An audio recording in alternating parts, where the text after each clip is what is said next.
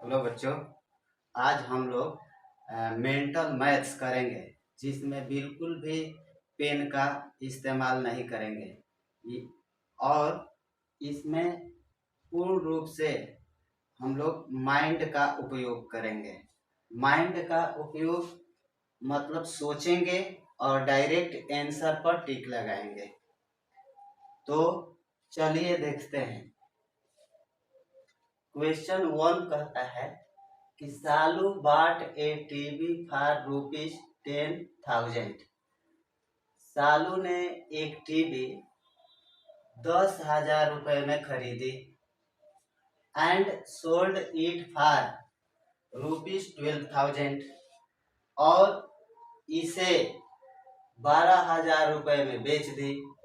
Her profit percentage is, तो उसका लाभ प्रतिशत है। लाभ प्रतिशत कितना है? तो ध्यान दीजिए, खरीदी उसने 10,000 में, बेची उसने 12,000 में, फायदा हुआ 2,000 का।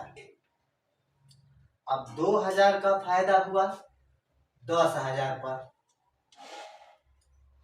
तो हमको प्रतिशत निकालना है, परसेंटेज निकालना है। तो 100 पर निकालते हैं हम लोग। तो यहाँ 10,000 पर 2,000 फायदा हुआ, तो हमको 100 लाना है। तो 2 जीरो ये काट देंगे, इधर 2 जीरो इधर काट देंगे, तो बचेगा 20। इसका मतलब कि 20 रुपया उसका प्रॉफिट परसेंटेज होगा। तो 20% देखिए कहाँ है, ये है हमारा 20%। क्लियर?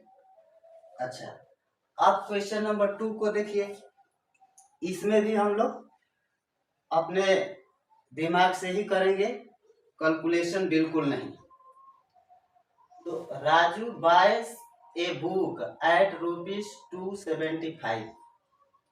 राजू एक किताब 275 रुपए में खरीदता है and sells it at a loss of 15%, और वह इसे 15% के लॉस पर बेच देता है। How much does he sell it for, तो वह इसे कितने में बेचता है? तो ध्यान दीजिए, खरीदा कितने में? 275 में। लॉस कितना हुआ? 15%। तो 15% लॉस हुआ, ठीक है। खरीदा है 275 में, तो बेचा कितना में? तो लॉस करके बेचा होगा। तो 100 में से 15 गया 85, यानी कि 275 का 85% में वह पुस्तक को बेचता है। तो 85%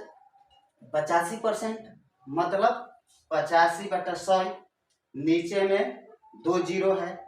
आप 100 को हटा करके ऊपर में दशमलव डाल दीजिए। तो दशमलव डालेंगे तो हो जाएगा 0.85। तो 275 गुणे 0.85, यानी कि लास्ट में 5, 0.85 में लास्ट में 5 है। अब 5 से मल्टीप्लाई कर दीजिए, तो 5 5 जा 25, फॉर 5 इन हैंड 2, अब 5 7 जा 35 एंड 2 37 मिल गया। इसका मतलब कि लास्ट में 5 होगा 7 होगा, यही होगा ना। तो अब ऑप्शन में देखिए, लास्ट में 7 5 कहाँ है? तो यहाँ दिख रहा है। इसका मतलब कि ए करेक्ट आंसर है। ओके, इसी प्रकार क्वेश्चन नंबर 3, इसको भी हम लोग मेंटली ही करेंगे। तो देखिए, आसान है ये। तो the profit if CP is equal to ₹270 and SP is ₹300, मतलब कास्ट प्राइस है 270 और सेलिंग प्राइस है 300, तो निकालना है प्रॉफिट। अरे खरीदा उसने 270 में, बेचा 300 में, कितना अधिक लिया, तो 270 से 300 कितना अधिक है, 30 रुपया, तो ये हो जाएगा हमारा 30 रुपया। ये सबसे इजी है। उसके बाद क्वेश्चन नंबर 4 पर चलते हैं।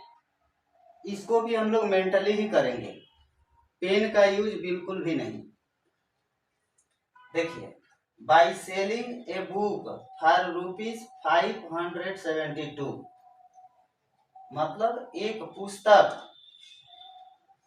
572 रुपए में बेचने पर the shopkeeper made a profit of 10%, तो दुकानदार ने 10% लाभ बनाया। तो the cost price of the book is, तो बुक का कास्ट प्राइस कितना है। ध्यान से देखिए, बेचा उसने 572 में, ठीक है, लाभ कमाया कितना, 10%। इसका मतलब कि लाभ लेकर के उसने बेचा होगा 572 में, तो उसका कास्ट प्राइस 100 रुपया, प्रॉफिट लिया 10%, तो 110% है। ये वाला 572 110% है, इसलिए 100% निकाल लेंगे इसके। तो कैलकुलेशन करना पड़ रहा है इसमें, इसलिए अब सीधे हम लोग ऑप्शन से जाते हैं। देखिए, कह रहा है ना, the cost price of the book is, ये सब कास्ट प्राइस दिया हुआ है, ऑप्शन में सब कास्ट प्राइस है, ठीक। अच्छा, उसने प्रॉफिट कमाया कितना, 10%। इन ऑप्शन में एक एक करके 10% निकाल करके इसी कास्ट प्राइस में जोड़ देंगे, तो उसका विक्रय मूल्य, सेलिंग प्राइस निकल जाएगा। तो ये ऑप्शन है 520, और 520 का 10%, तो 520 का 10% हो जाएगा 52। क्लियर। अब 52 रुपया और 520 रुपया कितना हो जाएगा, 520 और 52, 572।